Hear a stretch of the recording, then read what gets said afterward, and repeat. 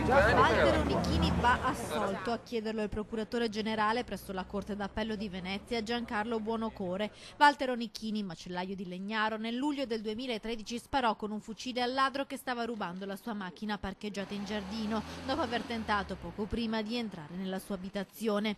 Dopo averlo ferito, caricò in auto il ladro albanese e lo lasciò sanguinante poco lontano dalla sua villetta. Onichini si è sempre difeso dicendo che lo stava portando in ospedale, ma che il ladro volle scendere. Nel dicembre del 2017, in primo grado, il macellaio di Legnaro venne condannato a 4 anni e 11 mesi all'interdizione temporanea dai pubblici uffici e a pagare un ristoro di 24.500 euro all'albanese per averlo ferito.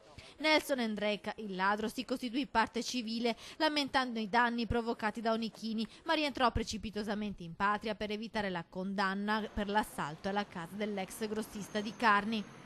Il sostituto procuratore generale, contestando aspramente le motivazioni del Tribunale di Padova che bollavano Onichini come assassino, ha chiesto la riqualificazione del reato contestato da tentato omicidio in lesioni colpose per aver agito per eccesso colposo di legittima difesa putativa, reato quest'ultimo perseguibile a querela di parte che però non fu mai presentata. Da qui la richiesta di non procedere. La soluzione invece è stata chiesta per il reato di sequestro di persona contestato al macellaio per aver caricato in macchina il ladro e averlo scaricato in un campo. Per la Procura Generale di Venezia, Nelson Endreka non è credibile. Il procuratore generale della Corte d'Appello ha di fatto già attenuato così la posizione di Onichini, senza il bisogno di attendere la pubblicazione della nuova legge sulla legittima difesa, approvata proprio la settimana scorsa in Senato. La sentenza per Walter Onichini ora è attesa per il 12 giugno.